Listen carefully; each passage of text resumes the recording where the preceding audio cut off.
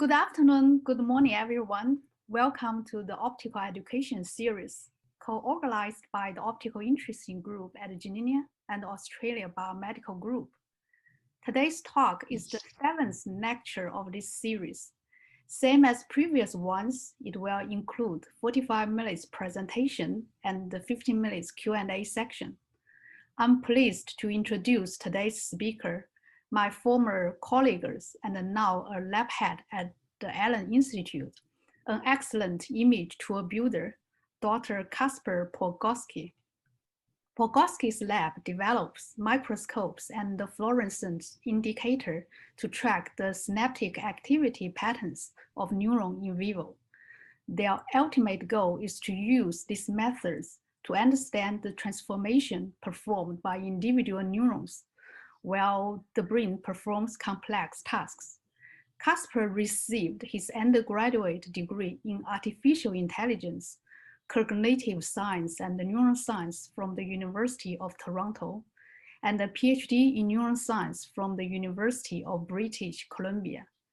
This month, Kaspar's lab moved from Geneva to the Allen Institute as part of a new division aimed at understanding neuron computations and underlying behavior.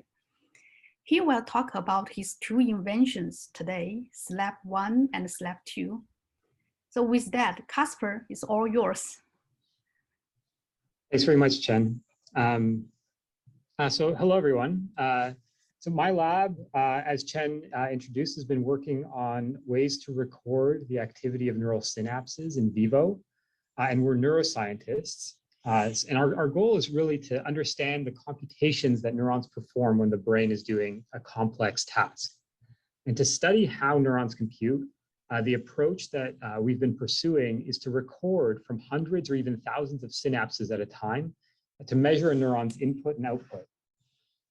And the experiment that I just described of recording from all these synapses is really beyond the boundaries of what conventional tools can achieve. And so for the past few years, my main focus and my lab's main focus at Geneva was to develop improved tools for imaging synaptic activity, including both microscopes and neurotransmitter indicators.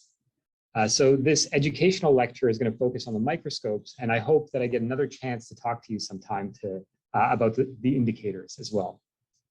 So I want to start by highlighting, as many of you know, that advances in neuroscience have long been coupled to cutting-edge advances in microscopy, both in hardware and in molecular tools like indicators and dyes. And this includes the work of Santiago Ramon y Cajal, who used Ernst Abbe's first corrected microscopes in combination with the Golgi silver stain to reveal the detailed anatomy of the nervous system. It also includes some of the earliest applications of electron microscopy and heavy metal stains, which were the first to visualize chemical synapses. In the decades since, other advances like confocal, two-photon, light sheet, and 3D electron microscopy have each opened up new fields within neuroscience. So in the same vein, a promising current area of imaging research is computational microscopy, which I think is going to have just as big of an impact on neuroscience. So most conventionally, computational microscopy refers to methods that rely on computation to convert raw measurements into data that we care about. Sometimes that's an image, and sometimes it's something more abstract, like neural activity. And the classic example of a computational imaging approach is CT imaging. CT, it's this classic computational imaging problem where the measurements correspond to 1D projections of a two-dimensional sample along different angles. So the data on the left here highlights that, where for each measurement there is a lateral coordinate along the detector, and then the measurements are made at a variety of different angles to the sample. And then there's an unmixing process, a reconstruction algorithm that converts measurements, the 2D representation of which is here, to a different type of 2D representation in a Cartesian space over here. And so this is an angular measurement, and now this is a pixel-wise 2D measurement. Other classic examples of computational microscopy include quantitative phase imaging, where we only have access to image intensities, the types of things that we can measure on a camera, but we want to infer variations in refractive index. Another approach, another example of this is multi-view deconvolution, where then we take 3D pictures of an object from different angles, and then we want to get the best possible high resolution underlying image of the 3D sample. Another subfield within computational microscopy is actually the design and optimization of the hardware, especially if that's done in a way that takes into account how the data is going to be analyzed. So whereas conventional objective functions for microscope design might be something like the spot size or the resolution of an optical image, more recently we've seen model-based design that optimizes other objectives like information or depth invariance, or what an image will look like after we deconvolve it. The classic example of this is point spread function engineering. So by modulating the phase of light in the detection path of a one-photon microscope, or in the excitation path of a two-photon microscope, you can change its point spread function. And it turns out that different point spread functions are best suited for different imaging tasks. This is especially true when the sample is three-dimensional, or if it has very strong statistical structure, but that's true of most samples, most biological samples. And because a camera basically takes a two-dimensional slice out of these this point spread function for every point source in the sample, these PSFs are really useful for moving information around axially. So whereas a conventional wide field point spread function really only is compact in a single plane, some of these other point spread functions that you can see here are compact across many different planes. And so they transport information axially within the three-dimensional image of the sample. Another important way that computation is used in imaging is in model-based control of optical systems. And so adaptive optics, closed-loop experiments, automation all fall into this category. And there are really big improvements to be gained by integrating these approaches into our microscopes. And this is another thing that my lab has worked on. So really, my lab has worked on all three of these areas of computational microscopy. And I think that all of them are really worth delving into deeply if you're designing microscopes.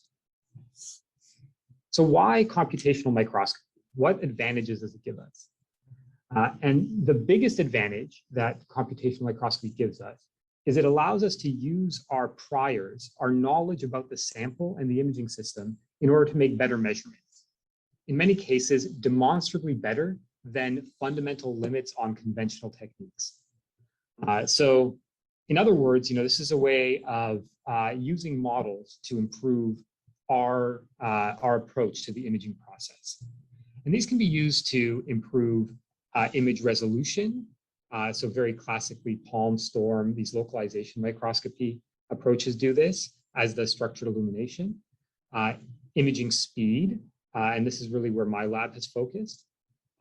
Or in other cases, overcome limits on measurement modality. So just like in quantitative phase, where computational inference is the only way that we can make measurements with the contrast that we care about, like the refractive index of the sample, for example. I think the most famous example of breaking a fundamental limit or a conventional limit, let's say, in imaging like this is with localization microscopy.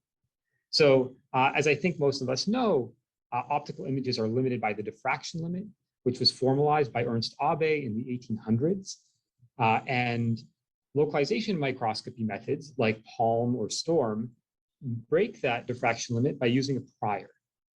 And in these approaches, you basically take images of isolated diffraction limited spots, and it's the center of each of those spots that tell you the location of a single emitter with high precision, using an underlying prior, using the underlying knowledge that you're looking at isolated emitters.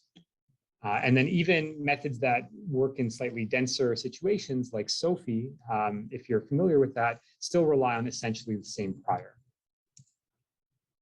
And my lab has been using priors actually in a fairly different way to break an analogous physical limit on imaging speed. And we focused on speed and making in vivo imaging faster because imaging speed has strongly limited the types of questions that we as neuroscientists have been able to ask. And calcium imaging has become a huge part of modern neuroscience. Microscopes can now record for many thousands of neurons at a time at frame rates that are appropriate for these calcium indicators that have been very popular. And many researchers now want faster microscopes, not necessarily to record from the same neurons faster, but to record from more neurons and to study more complex activity patterns. And this is a really good reason to want to image faster, but it's actually not what has been motivating my lab. So this is a recording from an area of the hippocampus called CA1. And many of these neurons are so-called place cells. They each fire when the animal's in a very specific place in a given environment.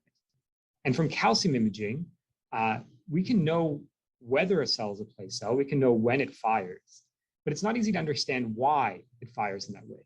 And that's because calcium imaging doesn't tell us much about the inputs to cells and how they're transformed. And the reasons for that are many, and they're kind of complicated. But first, it's because calcium signals are kind of slow compared to neural computations. Neural computations happen in the integration and firing of these action potentials, but calcium signals are fundamentally more than an order of magnitude slower than that process. And calcium signals tend not to report subthreshold phenomena, like these changes in membrane potential that don't drive spikes, these inputs that neurons are receiving. And that limitation applies both to the cell as a whole as well as to individual synapses.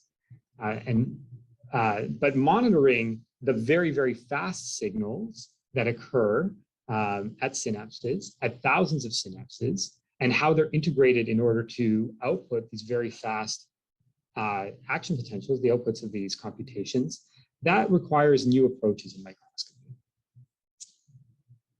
And I want to emphasize that the precise timing of inputs matters a lot to neurons. So for example, millisecond differences in the relative timing of a presynaptic input to a postsynaptic spike can mean the difference between potentiation and depression of a synapse via spike timing dependent plasticity. So to record from synapses in vivo, we use multi-photon imaging because it's the only method that we have for imaging at high resolution, deep in scattering tissue. So two-photon imaging uses nonlinear absorption to generate fluorescence only within the tightest focus of the excitation beam, as opposed to one-photon excitation. And the conventional approach here is to create this point focus and then raster scan it in 3 dimensions, pixel by pixel through the volume of interest to build up an image, point by point. And with that approach, you image faster basically by speeding up your scanning, by scanning through the volume faster. But there's a fundamental limit to how fast raster scanning can ever go. And methods now exist that already hit that limit, actually. And that limit is set by how long it takes for light to come back out of the sample after you excite a fluorophore, which is on the order of about 10 nanoseconds. So we can make at most about 10 to the 8 independent measurements per second. And that means that the fastest that you can ever record a 1 megapixel image is on the order of about 100 hertz, if you want your measurements to be statistically independent, down to 95% or something like that. And so then it's clear that if we want to image faster, we have to make our measurements more efficient. And for recording neural activity, raster imaging is this extremely inefficient thing because we usually record from millions and millions of pixels, or at least millions of pixels. And then we end up typically converting those pixels into a few thousand or so measurements per frame, the activity of a few regions of interest, neurons in the field of view. And so several ways have been explored to make two-photon measurements more efficient. And these, in many ways, actually parallel the different schools of computational microscopy that I introduced earlier. And I'm going to introduce a few of these methods quickly. So one important concept is random access imaging, where instead of scanning through every point in the volume, random access imaging jumps between points of interest and then ignores points that you don't care about. With conventional hardware, there's a cost to making each of these jumps, which is about 20 microseconds. 20 microseconds doesn't sound like a lot, but it actually is much longer than the 10 nanoseconds or so, that the minimum that you need to spend. And it makes it impossible to image large numbers of sources very quickly because you spend all your time eventually jumping from point to point. But if you know the points that you want to image in advance, and there aren't too many of them, this is actually a very efficient method because you don't spend time or excitation power on scanning those intervening areas that you don't care about. And in general, I'd say random access imaging is a very effective strategy. Two-photon imaging is typically limited by the amount of time averaged laser power that you can put into the sample. So in general, you get a very significant performance boost by not illuminating regions that you don't care about. This approach only works in samples that don't have a lot of movement, because if you're only exciting a point and then your sample moves, then you've lost your data. And during my PhD, I built one of these microscopes and used it to image neurons in developing tadpoles. And these tadpoles are very small, and they can be sort of clamped from all sides and kept from moving. And so this is a very amenable approach for these sorts of samples.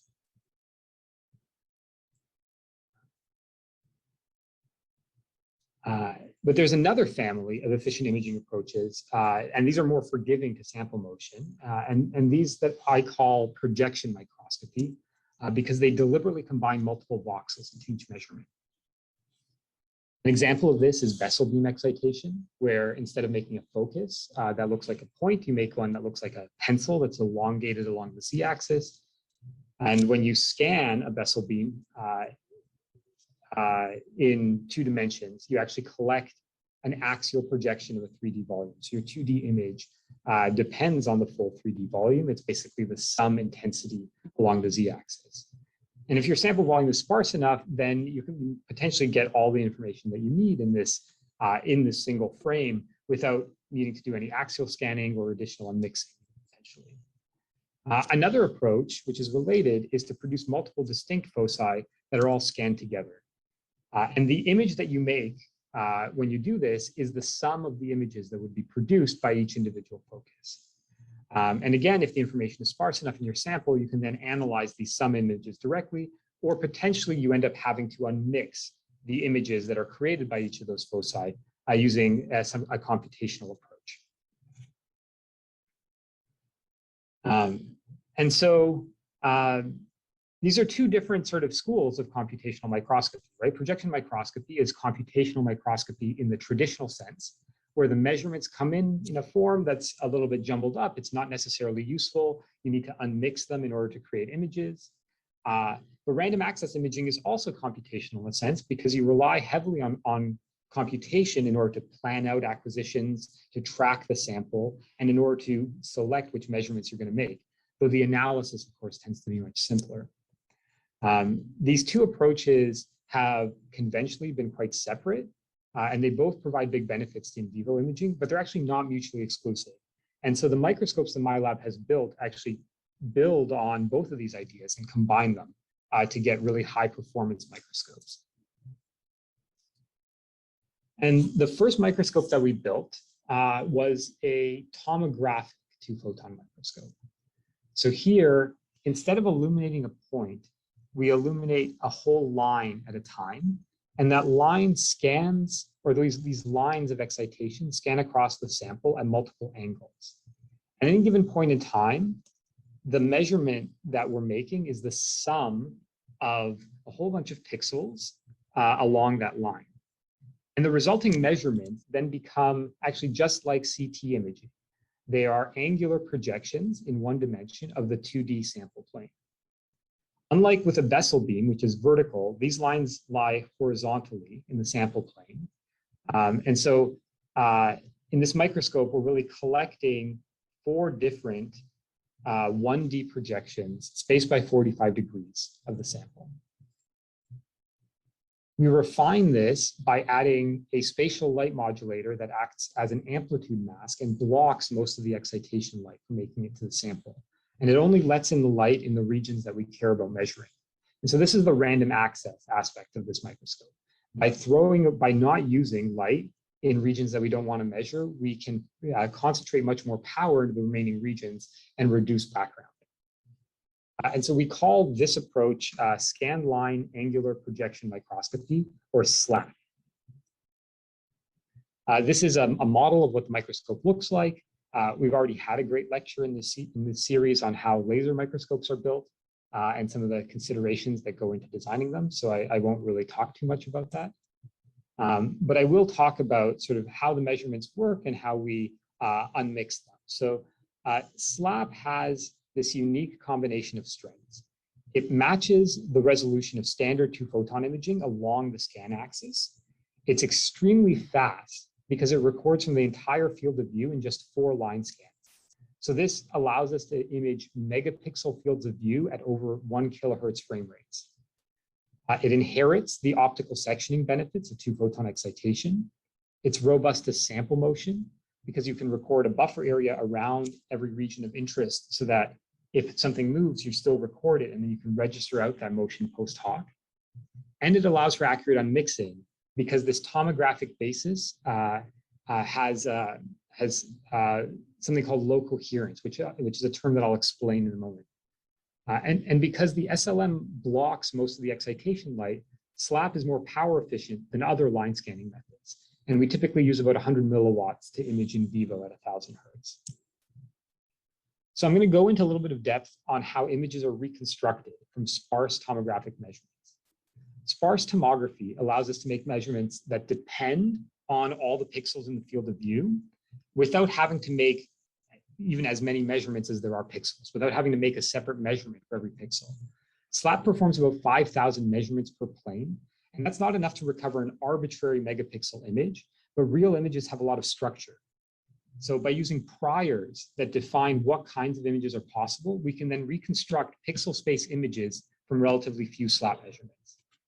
And the use of priors like this is very well studied in medical imaging, where similar approaches have been used for both MRI and CT. So the best introduction to this is particle localization. And so let's say that you have an arrangement of fluorescent particles in your focal plane. So on the left here is an image of fluorescent beads on a glass slide. This is a two-photon image. It's a little bit blown out and saturated, but it's an actual image. As each of these lines scans across the sample, it produces a bump of fluorescence every time that line crosses one of these fluorescent particles. And so the locations of the bumps correspond to the coordinates of the particles along the 4 different scan axes. And this thing on the right here is what's called a back projection image. And it's made by adding a picture of the line in the location that it was every time a photon was detected. In the back projection, at every place where there's a particle, all 4 angles of lines intersect. But the back projection is not how we do these reconstructions.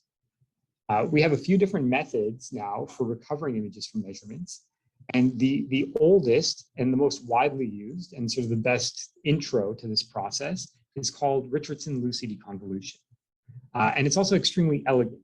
And I say elegant because it only takes a couple of lines of code to write a program that implements Richardson-Lucy, and yet it actually contains a lot of the assumptions and the model of microscope imaging. So Richardson-Lucy is an iterative algorithm. It starts with some estimate of the image. At first, that could be a very bad one. And the iterative updates tend to make the estimate better over iterations, much like gradient descent, if you're familiar with that, or many other optimization algorithms. And to make this type of approach work for us for SLAP, we've elaborated on this in various ways, and we've introduced temporal priors into the algorithm, ways that accelerate its convergence. There's a whole space of research around this algorithm. But the basics are extremely simple. Even though I'll focus on Richardson-Lucy here, we've actually sort of moved beyond Richardson-Lucy in many ways, or many people are starting to do that. For another microscope at Janelia, for example, we've been using neural networks to solve a very similar problem. And that is extremely fast and flexible and can learn from your data and learn sort of very specific, sample-specific priors. So this here is the Richardson-Lucy update group. Let's go through the terms. So U hat is an estimate of the image indexed by an iteration T. It's an estimate of the image that we're going to reconstruct. And the pixels of that image are indexed by the J's. B here is the data, elements of which are indexed by I. P is a model of the measurement process. You can think of it as a matrix of weights from the space of measurements of I's to the space of the underlying pixels or sources, the J's.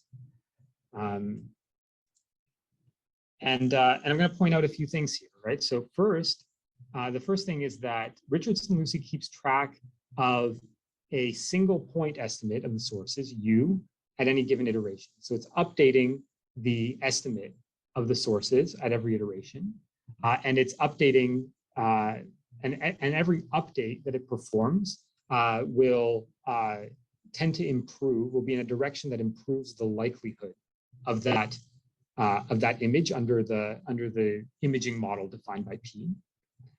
Now we have to pick an initial value of U, and that initial value can pretty dramatically impact the course of the optimization because, again, we have the single point estimate and it's going to move along the direction of the gradient, much like in gradient descent. The updates occur not by addition, which is common in gradient descent algorithms, but by multiplication. And implicitly what this means is that the elements of U have to be positive or non-negative rather. And if you zero any of them out, they're never going to change again because it's going to be 0 multiplied by something. And that's actually a useful property that can be used for imposing sparsity over the course of an optimization, for example, or for pruning out elements that you don't want to update anymore. The data and the sources are indexed by these I and J, and those are indexed separately. And so they don't have to be the same size, or they don't even have to have the same number of dimensions, in fact. So in the most common uses of Richardson-Lucy deconvolution, which you might even be familiar with, the sources here are the pixels of some true image of the sample, and the data are pixels in the same space of like a blurred or corrupted image, but using the same coordinate system. And the updates tend to be calculated by convolutions. But there's no problem with having the sources and the data have like some arbitrary spatial relationship to each other or different dimensionality. And so in SLAP, actually, the sources are either pixels or extended objects in 3 dimensions, while the measurements are all 1-dimensional. Evidence for the updates comes in as a ratio. It comes as a ratio between measurements, the Ds, and a prediction term for each pixel, which are the Cs. And down here, you can see that the CIs correspond to something like the predicted measurements. So the model times the current estimate image. So converting the estimated image to data for each entry in the data. And the updates will converge when this summed ratio here equals 1. And so if a measurement that projects strongly onto a given pixel is high, that's evidence that the prediction should be higher. But on the other hand, other pixels belonging to the same measurement or other measurements belonging to the same pixel might be low, and they might be pushing that prediction down. And then when you sum over all these different forces, there's a tension, and there will be a point where this reaches an equilibrium, right? And that's something that's approached slowly, actually asymptotically, over the course of the updates. And so how many updates are required and how accurate the reconstruction is really depends on this process. And it depends a lot on this measurement matrix P. So a measurement matrix that has strong correlations, strong shared projections of the pixels onto the measurements or vice versa, can lead to slow reconstructions and errors in the reconstructed images. However, for any compressive measurement scheme where we're measuring multiple pixels at the same time, and then we have to unmix them, there are necessarily going to be correlations in this matrix. And so you can actually visualize these correlation matrices. And the measurement scheme of SLAP is designed to make the off-diagonal elements of this correlation matrix very small compared to the diagonal. We can't make them 0. And so here on a log scale, you can see that there's all these non-zero entries, but we can spread them around very evenly to make sure that any individual correlation is small. And in an intuitive way, these correlations are small because they're the correlations between lines at different angles across the sample. And these lines only ever cross at a single point. And so that limits the overlap between any two measurements. And that's what we mean when we say that tomography is a low coherence basis, because these lines really have very little overlap with each other.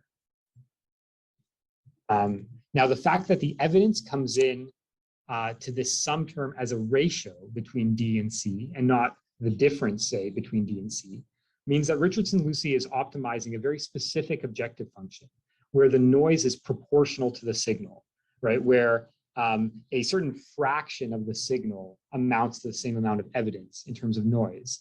And so in other words, the noise model, the implicit noise model here is Poisson, which is exactly how the noise associated with counting photons works in microscopy. So the way that the measurements are made here is captured in a very elegant, implicit way by this simple algorithm.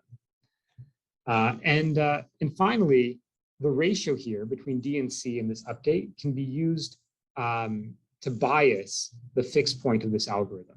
And so if we want to add priors, right, on, say, the sparsity or on the amount of power in the image or gradients in space, we bias either the numerator or the denominator of this term by adding something which has to be non-negative in order to implement that what we call regularization. And so I've just given you a hint of some of these things, talking about it just now. But the best way to gain insight into how these algorithms work is to try it yourself. And so I wrote some educational demos that allow you to perform Richardson-Lucy convolution using real SLAP data and to reconstruct images of different types. And so you can, in this demo, you can turn on different types of statistical priors during reconstruction and really build some intuition on how computational microscopy works. So I really recommend that you give this a try. You'll need MATLAB in order to run the demos, but you don't actually have to write any code at all if you don't want to. The demo really walks you right through it. This is something that we've done at some summer courses, and it's always been pretty fun. So this link that's on here, I'll point to it again at the end of the talk. So I hope maybe you got a little bit of a sense of how it is that we go from these relatively few SLAP measurements now to actually producing accurate images in pixel space, given certain constraints, given that the amount of information in the image is low enough that it's possible to infer it. And that process allows for some unique kinds of measurements at extremely high speed. So this here is a movie of particles flowing through a 3D imaging volume, right? And the particles can inhabit any one of these pixels, and so we have to measure all the pixels. But of course, you know, only so many pixels contain particles. And so this is really a unique case where we're measuring an extremely large number of different resolution elements. In fact, every plane here contains about 1.5 million pixels and takes less than 1 millisecond to collect. And so we're reporting 1.5 billion voxels per second in this movie. That is 15 times the theoretical limit on raster scanning, right? Even if you could make perfect measurements that jump from pixel to pixel in the fluorescence lifetime. And so the way, right, that this microscope can break that fundamental or that once fundamental speed limit is through compression. SLAP is really fast because it collects images already directly in a compressed representation. And an interesting finding is that you can decompress those compressed images as long as you have some prior knowledge, as long as you know a good compression scheme for the original images. And so in the video that I just showed you, that compression scheme can be the locations of the sparse locations of the on pixels in the volume, which is a very, very efficient representation when there aren't that many pixels that are on. But it's not the only efficient representation that can be tapped into by this compression scheme. And so for activity imaging, we actually use a different, very efficient representation where we take a static picture of the sample in advance and then carve it into segments. And so that looks like this. We start by taking a high resolution image stack. which we acquire in sort of a sophisticated way that avoids motion artifacts and it's sort of a rigid representation of the sample. And then we segment that volume into about 1,000 segments per plane. And that segmentation here is being done with a pixel classifier that's trained using a supervised learning algorithm, but you can really use any approach that you want to segment these images, as long as the number of segments is small enough and it's a reasonable way of describing the space of possible images. And so now when we segment a volume in this way, instead of having millions of pixels that we need to infer as the sources, we have just about 1,000 sources, extended objects that we're going to reconstruct. And that's well within the scope of the measurements. So then we formulate a model and we solve it. And that model looks like this, right? So we make measurements, these Ys, which are Poisson, because we measure integer numbers of photons, non-negative numbers of photons. And they come in at a rate that is the product of the projection matrix, which describes how each measurement samples voxel space. I showed you the correlation matrix of that projection matrix. That's multiplied by the segmentation, which drops that down into a low dimensional space with, say, about 1,000 segments in it, times the activity of each segment over time. And then there's a baseline term, and we additionally add a prior on the dynamics of the indicator, which we say are going to rise very quickly as spikes and then decay exponentially. And then the only thing that needs to be estimated in this model is the spikes over time for each segment. So the biggest challenge to fitting this model is knowing the projection matrix P very well. And that's generally true of computational microscopy. You need to have a really good model of the physics or of the instrument, of how essentially your instrument is modeling space. And these are the PIJs that I showed you earlier. And we do this with a very precise calibration. And that calibration has to account, in the case of this microscope, for things like imaging distortion and the difference between raster space measurements that we made of that reference volume and the line excitation point spread function. In general, there's a lot of opportunities for mismatch between your model and the real world to creep in here. But there is a way to test how good your model is, which is by comparing expectations to measurements. If your model is bad, then it's going to expect things that aren't there, right? And so in this case, the blue line here is the expected data using our measurement model given the reference image, and the orange line is the actual measurements that we made. And this is what tells you really that you have the right model for what the measurements are doing. So in the same place as the first demo that I talked about, there's also a demo which goes through this whole activity reconstruction process, and you can actually reconstruct in vivo SLAP recordings using that demo. One of the first experiments that we performed with SLAP was to uncage glutamate at 2 locations on a neuron expressing a glutamate indicator, glue sniffer. We uncaged at these 2 locations sort of spaced by 10 milliseconds. We encaged at one place, and then 10 milliseconds later, we uncaged in the other place. 10 milliseconds. So not a lot of time. But the movie was recorded at 1,016 hertz. And this is a single trial that you're watching. And what you're seeing is delta F over F as the redness of the pixels. So the purpose of this experiment was to get a sense of how well we can see patterns in space and time. And so we can recover that 10 millisecond spacing between the 2 uncaging locations that we put into the experiment. And we can actually watch diffusion of this small molecule, this very diffusive glutamate molecule, along the dendrites of this neuron, and recover actually the known diffusion constant of glutamate in solution. And we've also imaged things like voltage indicators, where we can see the spikes of individual neurons or even of different neurons in a population with pretty high signal to noise. So this is a movie using the conventional raster scanning approach, where we're showing a mouse motion stimuli and then looking into its visual cortex and looking at glutamate puffs onto its dendrites. This movie was recorded quite slowly, about 3.5 hertz. A resonance scanning microscope could maybe do this at 15 hertz. but mostly these recordings, what you can tell from these raster recordings, that they're too slow to do glutamate imaging. And so this is actually of the same field of view, a SLAP recording. And you can see time flowing away at the bottom there.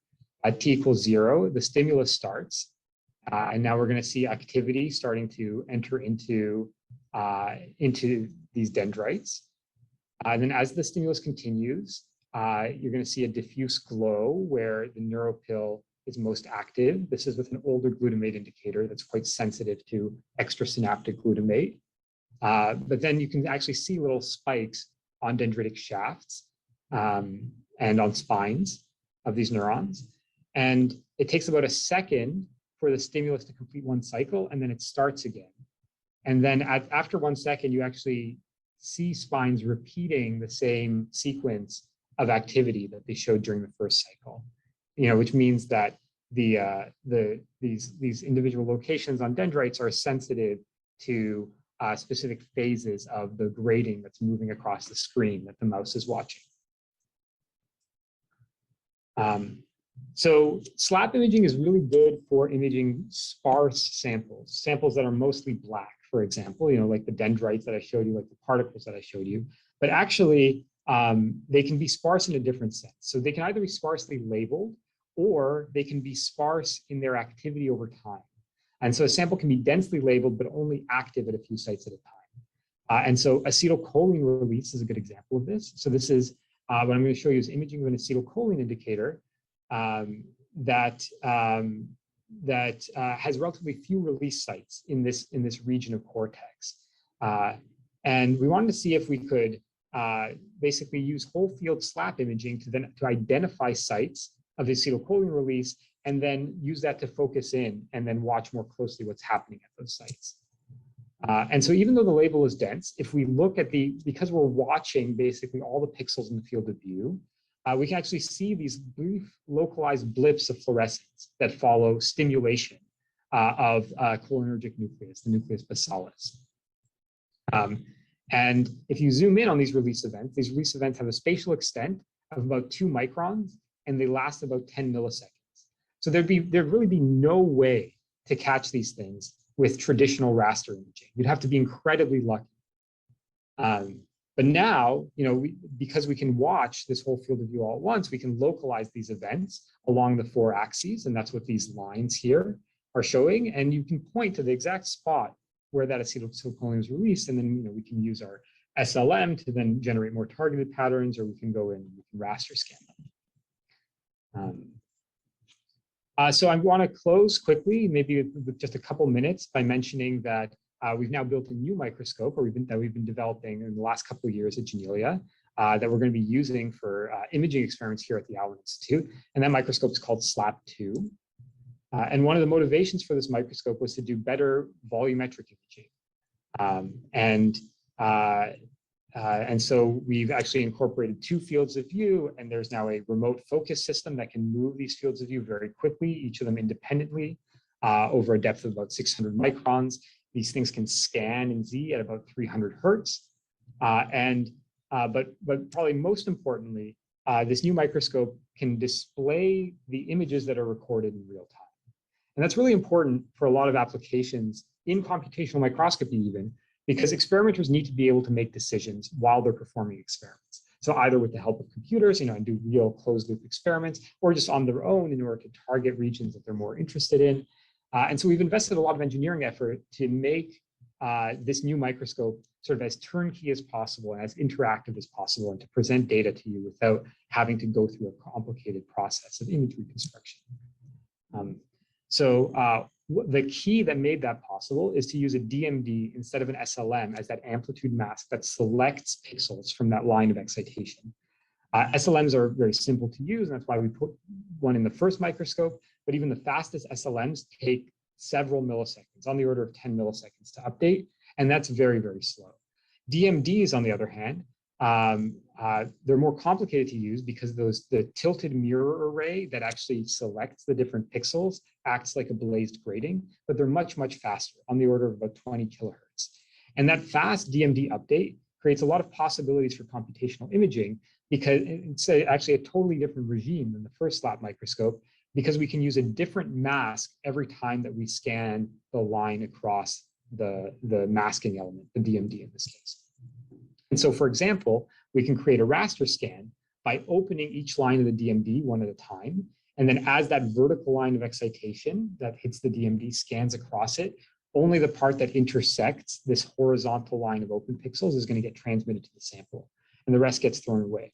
And in this microscope, actually, we're only scanning one line, horizontal, vertical line horizontally across the DMD, but we're changing the mask basically every time we scan a line across it. Then the refinement is that you can actually select just subregions and then image them in a way that's proportionally faster, dependent on the number of rows that you're going to want to image in any given column of the microscope. And so by imaging fewer pixels now, we actually get to image each of those pixels faster. And so these are the series of patterns that you would use to scan a few subregions. You can see that actually different ones are being imaged at different frame rates. But the real speed up of the approach actually comes if you can define regions of interest that you care about integrating. So integration ROIs here are sets of pixels that we expect to fluctuate in brightness as a unit. And so this is very closely related to that segmentation model that I showed you for the original SLAP microscope. And so these might be the cell bodies of individual neurons that are firing as a whole, or they might be the individual synapses along the dendrites of a neuron. And if we can, since we're going to add up all the pixels in that thing anyways, if we can do that integration at the time of measurement, it's going to make our imaging a lot faster. Of course, this raises additional computational challenges, like how do you find these ROIs at the time of imaging? How do you update them if your sample moves? And these are things that we're working on as well. And so now here are the DMD patterns that are used to image those 500 ROIs that I showed you in the last slide. And if I pause this, you can see that in any given column, only one ROI is open. And that means that at any given time, we're actually only ever measuring one thing. And because we only ever measure one thing at a time, we can just display the measured data in real time to the screen without having to do any unmixing at all, actually. Unmixing still becomes important for dealing with sample motion, because sample motion can cause objects to move across the boundaries of these things. But that's a relatively constrained problem where you're only ever unmixing a couple of things at a time. And it's sort of well within the capabilities that we developed for the first microscope. I want to leave time for questions, so I'm going to just zoom through these last couple of slides. We image these ROIs at something like 3.6 kilohertz each. Every pixel of every ROI gets sampled. And we can reconstruct those images and show you traces of them as fast as we record them.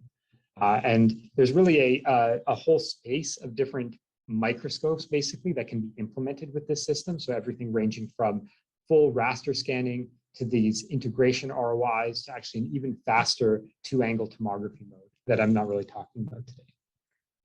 So I hope you enjoyed the talk. Thanks very much for having me. And I really want to thank the really big team of people that contributed to the work that I presented to you today. I really did a small fraction of this work. This was mostly done by other people. So thank you all. I guess a few of you are here. Yeah, everyone, please do check out the MATLAB demos and email me if you have any questions. Thanks a lot. Thank you very much, Kaspar, for the wonderful talk. And furthermore, I really like the idea of education demo. So we will post the record on the YouTube. I hope, yeah, many people get a chance to try out your demo. Yeah, fantastic.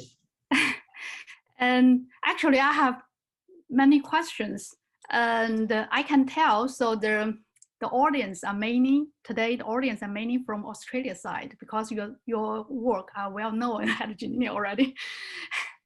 So yeah, since I believe many audience are from biology background, so I want to ask two common questions. So what would be the ideal image requirement for the calcium and the voltage image? Can you explain a little bit more for these two type of image? Yeah, so actually this is something that comes up a lot. Here, let me stop sharing so that I can see everyone as well as possible.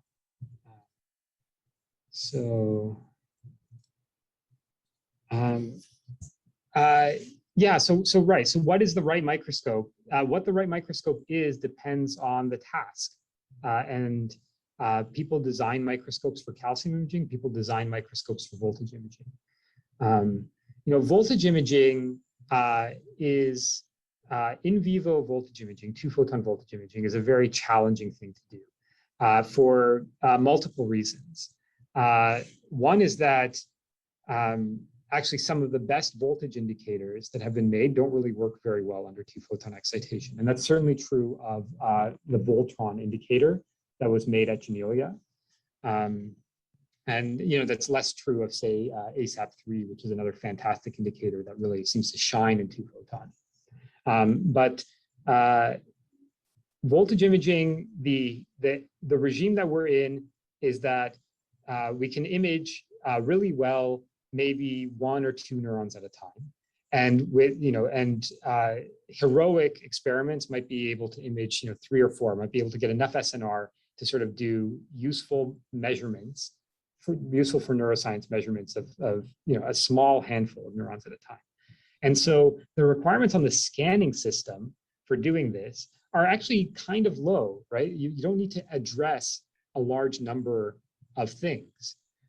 And so a lot of more conventional approaches are okay for voltage imaging. So actually the best method for two-photon in vivo voltage imaging that I've seen demonstrated is just conventional random access imaging.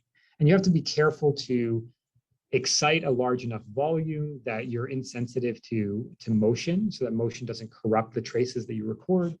Stéphane Dieudonné has made beautiful recordings this way of 1 or 2 neurons at a time.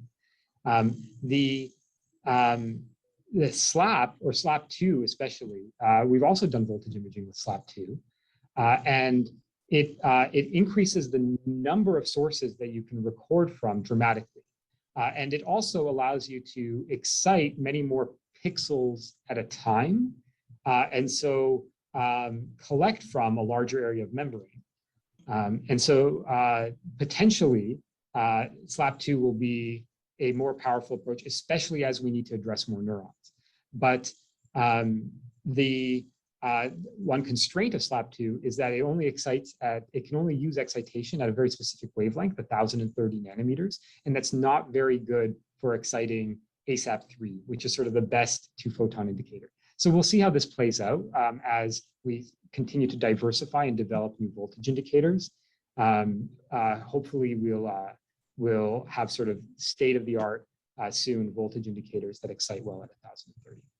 Would you like to give a rough number? So like for the voltage image, what would be the required frame rate? So I know, so you show SLAP can do 1,000 Hertz. Would that be enough for voltage image, or you will keep pushing the speed in the future? It depends on the neuron actually, and it depends on the indicator. 1,000 Hertz is sort of is an accepted good number for imaging spikes in a variety of neurons. People have gone as slow as 300 Hertz and have shown improvements by going faster up to about 4,000 Hertz. So 1,000 is sort of the middle of that distribution, I'd say. Yeah, I see. So do you have any plan to distribute your image method, like commercialize? So like people from biology lab, if they want to use your technology or they want to, so what's the best way for them to do? Yeah, so SLAP1 was a complicated beast to keep calibrated. I showed you that the calibration needs to be very precise. And so we never really thought about commercializing SLAP1 because of that.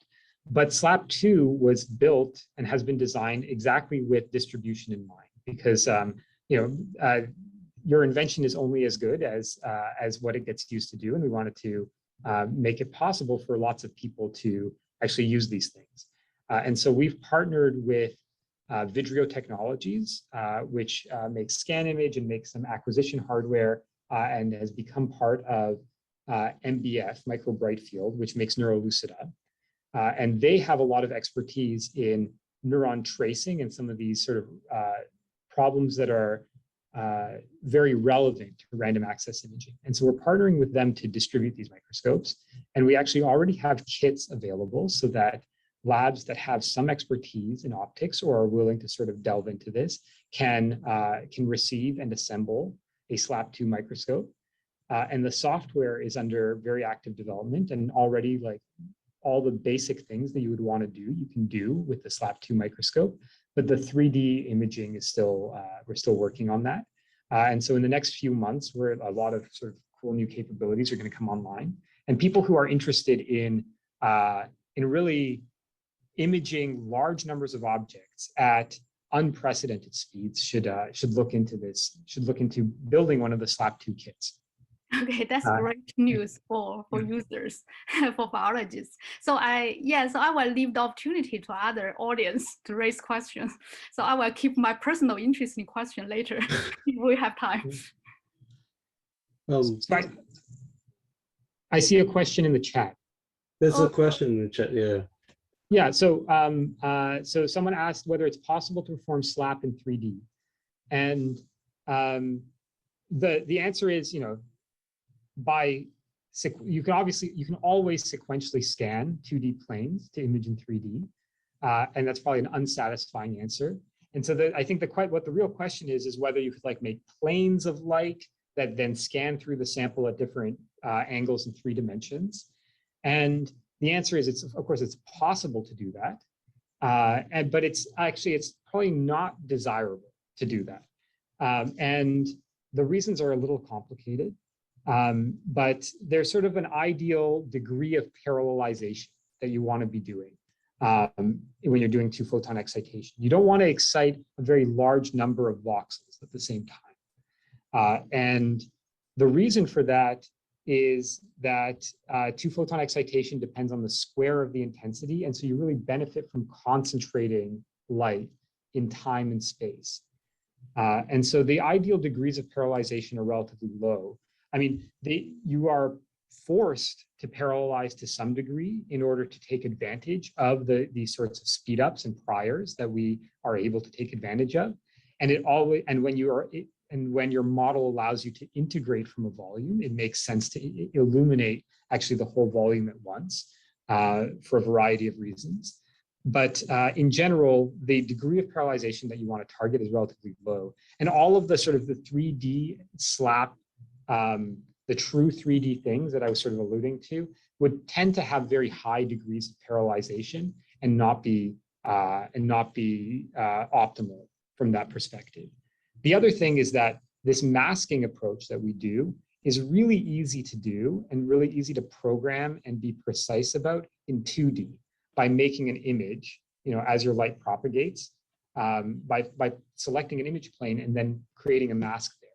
Doing it in 3D would be a lot more complicated.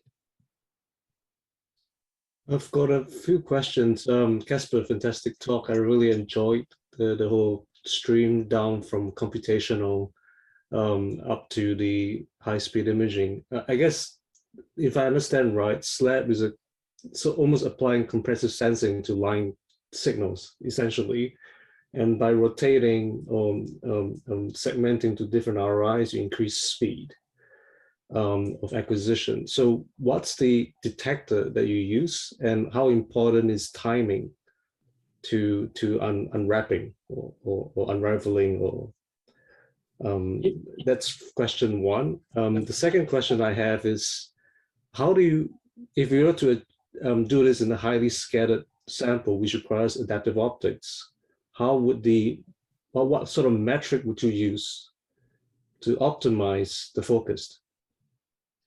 Those are both great questions. So I'll answer the first one first. I was very abstract about the sort of the measurement scheme and the detectors. My lab actually did a lot of work on detectors for 2-photon imaging in order to optimize these new types of 2-photon imaging approaches. And in general, in 2-photon imaging, you have a single pixel detector. It's a detector that takes all the light that comes out of the sample and gives you a single number at any given point in time, right? And so basically for every laser pulse that you send to the sample, you get back some number of photons. And so the timing is very precise. Really, for every laser pulse, we get a photon count back. And that's something that you could always do if you had fast enough digitizers and were willing to spend enough money on fast electronics. But in previous generations, the PMTs that were used for this were extremely noisy in a certain sense. They had high multiplicative noise. They didn't tell you the number of photons that you got with any sort of precision at all. They were much better at telling you 0 or 1, basically. And so PMTs are good for photon counting, so telling you the number of events that you get, but they're really bad for telling you the number of photons. But you can tell that in this measurement scheme, actually getting really quantitative measurements of the number of photons that you get for each laser pulse is very important. And so we worked with Hamamatsu, the Japanese company, to upgrade and sort of bring to fruition in many ways for multiphoton imaging these silicon photomultiplier detectors that they've been working on. And those detectors have extremely low multiplicative noise. They have some other challenges compared to PMTs, but actually now at this point, we've done a lot of, we've tuned the over voltage of them, and we've changed out their amplifiers, and we've sort of worked with them to actually maximize the high potential dynamic range that they always had, but they weren't delivering on. And now those detectors are actually phenomenal for two-photon imaging, specifically in conditions where you have high photon rates. So we've published on this. They're called silicon photomultipliers, and actually there's quite a few labs out there that are using them. The challenge of those silicon photomultipliers is that the detectors themselves are slow. They have a response that lasts about 200 nanoseconds. And so you have to deconvolve or filter the output of the detector in order to place your laser pulses in time, because your laser pulses are coming in at much faster than that. So happy to talk to anybody who has questions on that. And then your second question was about adaptive optics. Yes. And so we're not using a camera to detect, right? We have to sort of shape the excitation fairly blindly, right? And there was no adaptive optics in the original SLAP microscope, but we actually do have adaptive optics on the SLAP 2 microscope. This is a secret feature that we only have in our lab, and so the kits don't come with it yet, but they are compatible. It actually works in exactly the same way as the objective functions, the types of optimization that you want to do is exactly the same as conventional raster scanning. There's an assumption that the aberrations, if you have like multiple excitation paths, which actually in the case of SLAP 2, there's only one excitation path. So this isn't a problem. But there's in the case of SLAP 1, the reason why there's sort of a bit of challenge here is that there's an assumption that the different optical paths have the same kinds of aberrations. And anyways, this is really getting into the weeds, so I won't worry about it. But actually, adaptive optics, exactly the same. But I guess adaptive optics, at least you're using it in a sensorless detection scheme.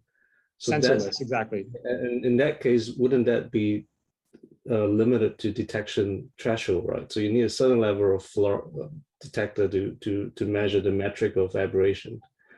And so wouldn't that affect, because you're using a sparse sampling method, wouldn't that sparse sampling, how often do you reach a local minimum, right, when you're optimizing? Yeah, so this is getting this is getting a little bit into the weeds. But let's say that you're just using image quality. So with SLAP 2, you can raster scan through the excitation path, and so you just raster scan and you optimize resolution, right? There are many different search approaches that you can use. The approach that the actuator that we have for adaptive optics can only optimize a few Zernike modes, and so the process is super straightforward. I think there's a lot of sort of what if questions of how you would do it with SLAP 1, for example, or how you would do it in a tomographic imaging system. But you still have actually, a metric, you have a measure, and it's one, you have a measure of resolution on each axis that is that could in principle be used to optimize adaptive optics. I see. Last question.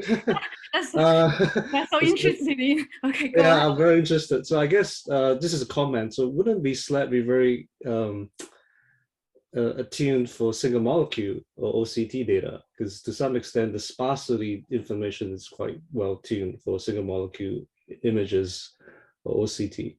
There's a sort of a comment. Would you sort of agree with that? Yes. Yeah. So I heard single molecule OCT. And Sorry, not single molecule, like either single molecule or OCT. So either I see. type of images there. Yes, single molecule for sure. There's, I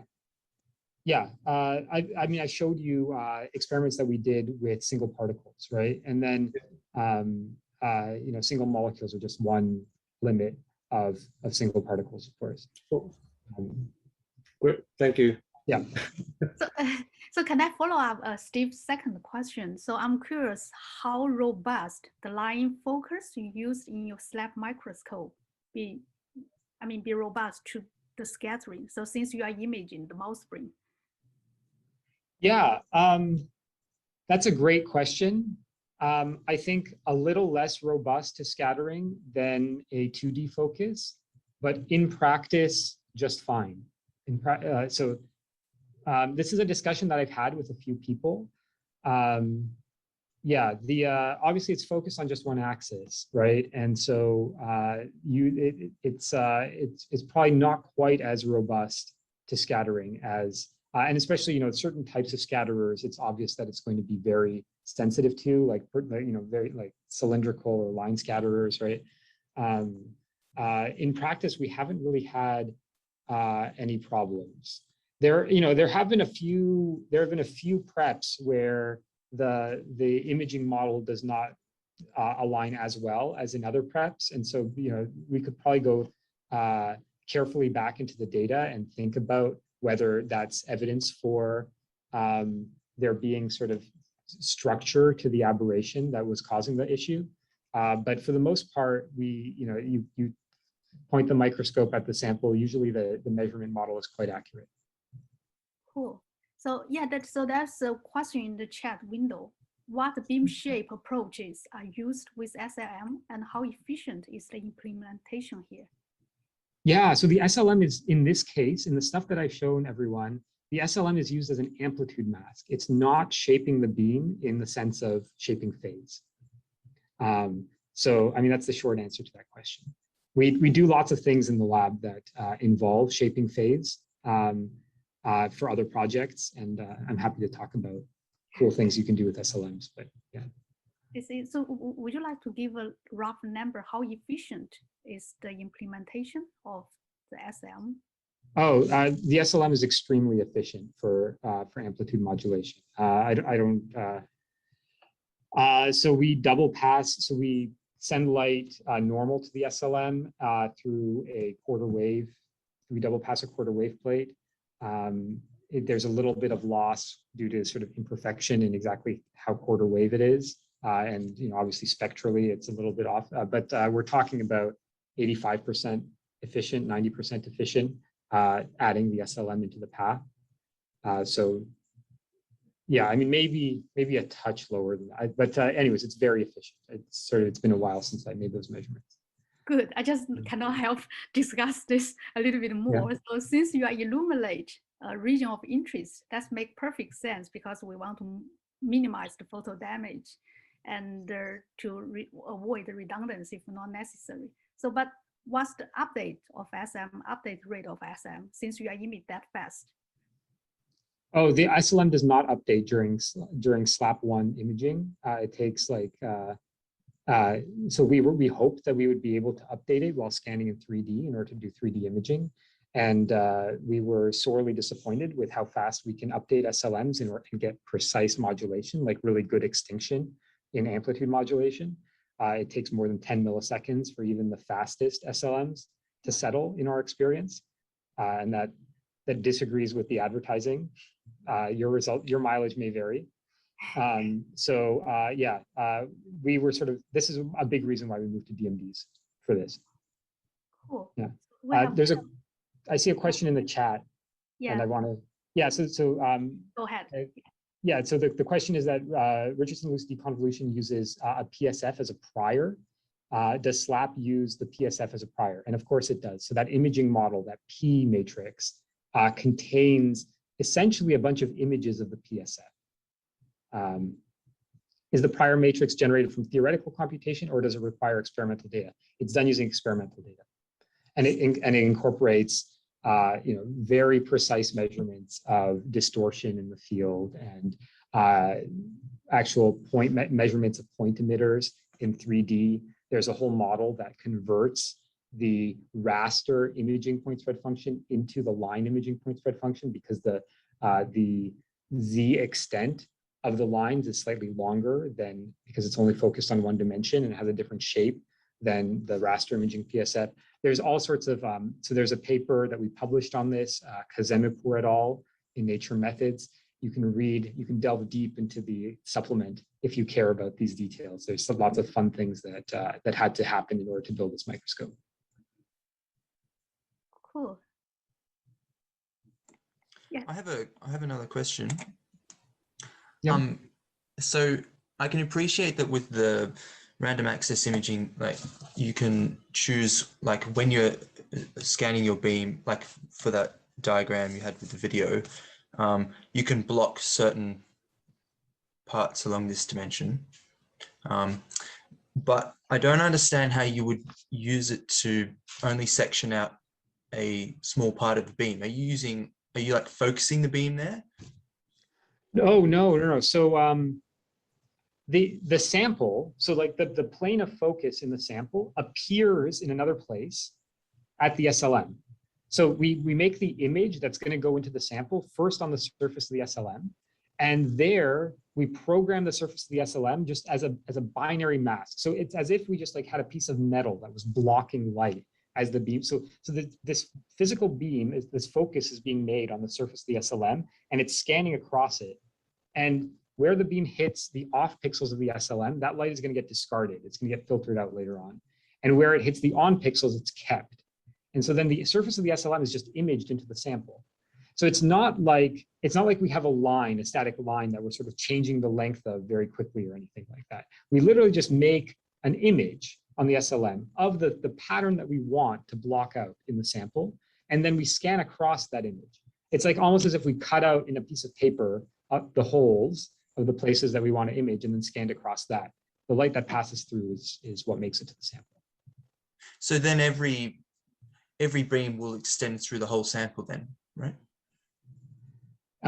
But it will only come to focus. It will extend through the whole sample in Z as it propagates, but it will only come into focus and generate two-photon excitation in the sample, in the focal plane.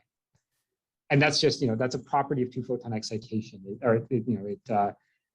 only get the excitation proportional to the square of the intensity, and so you only get meaningful excitation in the focal plane. So does that mean every PSF is different? I don't know whether you're yes, but I don't know that that's exactly what you're asking. So the PSF does vary actually as the length of the line changes, and that's because of Fourier optics is the sort of simplest explanation for it, right? Like the numerical aperture of a dot, right, of a dot pattern is very high. You need a very large number of angles in order to make a very fine dot. But you actually, a line of a different length actually has a different numerical aperture by necessity, because the spatial frequencies there are different, right? And so if you make sort of a uniformly top-hatted line of different lengths, the numerical aperture changes along that axis. And that is a thing that happens in this microscope. And it's, yeah, it's kind of fun to think about. But I don't know whether that's exactly what you were asking. Oh, no, that's it. Yeah. Okay. Thanks. Yeah. Do we have more questions? If anyone has a question, please speak up. I have a question. Hi, Daniel. Hi, Kaspar. Thanks for the interesting talk. I was wondering, so my question is, what is the sensitivity of voltages that you can detect, and whether or not the deconvolution actually affects how sensitive you can detect the voltage signal? Yeah, so I showed a little bit of SLAP1 voltage imaging. You know, voltage imaging is super limited by SNR right now, and I don't know that I have a really good measure of the delta voltage that we can detect. You know, we get SNRs that are on the order of, I'm going to guess, 10 to 20 in terms of for spikes. The indicators that we've used tend to be more sensitive for subthreshold than for spikes. That's called the FV curve, is saturating of the indicators, where like there's a linear response to voltage up to a certain point and then it stops responding. And so they might be a little bit better actually per millivolt for small subthreshold changes. I can't give you a quantitative number right now. In general, though, the types of experiments that people are doing in vivo with voltage indicators either require a lot of statistical averaging, or they're really detecting just spikes over short periods of time while really hitting cells extremely hard with light and bleaching indicator. So everything is dependent on how long you're imaging for, how much you average, what the question is, how much you're able to like average over cells or over time or whatever.